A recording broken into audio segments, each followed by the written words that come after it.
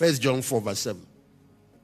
Beloved, let us love one another, for love is of God, and everyone that loveth is born of God and knoweth God. This is how you know somebody is genuinely saved.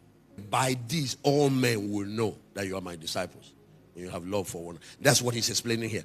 Everyone that loveth is born of God and knows God. If you want to know somebody that is genuinely born again, that actually knows God, this is what you check.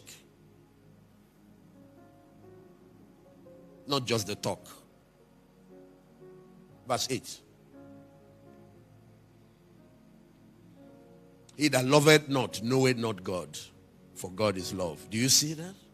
Verse 9. In this was manifested the love of God towards us, because God sent his only begotten Son into the world that we might live through him. He sent his Son to die for us. That's how he showed us his own love. Yeah. If we talk about practical ways to show you see that love gives. Love forgives. And love forbears. I just mentioned 3. You see generosity. You see forgiveness. Then you see forbearance. What is forbearance? You make room for people's mistakes. Because forgiveness is, they have made mistakes, you're forgiving them. But in forbearance, you make room. You realize they are human beings. There will be mistakes. So you make room. You make space for people to grow. And what that does is that it stops you from even being offended.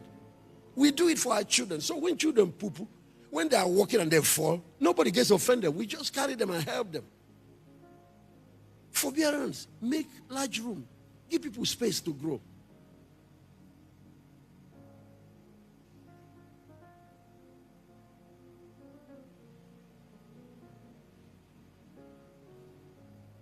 It does not mean that there will be no accountability. No. No. Doesn't mean maybe in the office you shouldn't hold your staff responsible. No. For example, now, forgiveness does not also mean that you should forget. No. If somebody stole your money or mismanages something, if you forgive him, it doesn't mean you should go and put him back in charge of money. No. He has to now earn trust. Show that he can handle something before you do it. You see, trust is not just giving away. Because as we preach forgiveness now and the other, some people will go and misapply it. And whatever we're preaching applies both in society and in leadership and in management and all that. But if you go and misapply, he said no. Trust is given when you earn it. You earn it by demonstrating character. Then you earn it by demonstrating competence. That I've forgiven you doesn't mean I'll let you fly an airplane and I'll sit. Where you don't have the competence to fly it. That I've forgiven you does not mean I'll let you become my doctor. I'm injecting things into my body when I know you don't have the training and the expertise to do that. I wouldn't allow you. You see? Even God does that.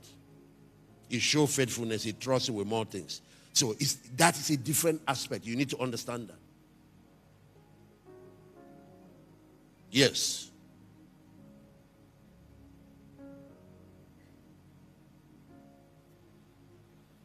You earn trust.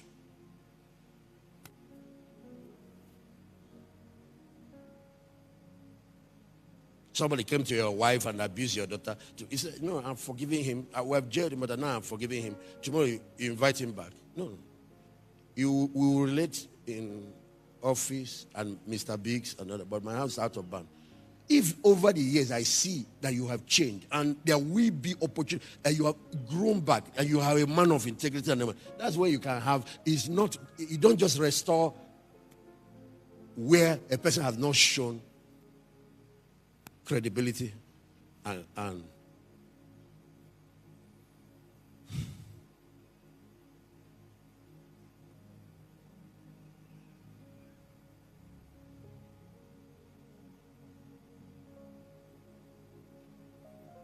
you don't have competence, you don't have credibility, you want me to, you don't have character, you want me to, no, I gave you my car, you bashed it, you brought it.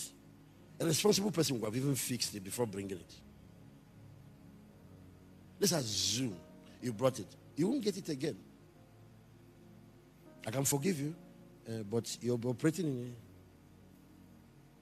You can now see that God doesn't hold malice, but he kept Adam out of that garden.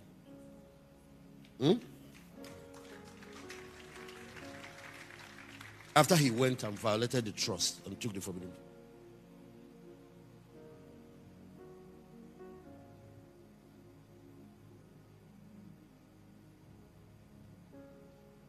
I brought you as my PA, or you are my this, and you are now stealing and whatever.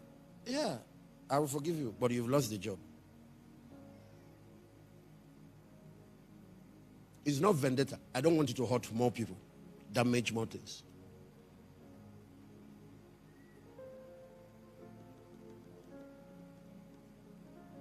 Don't slander people at their back. If somebody, the book of Luke said, if your brother has offended, tell him to his face. Tell him.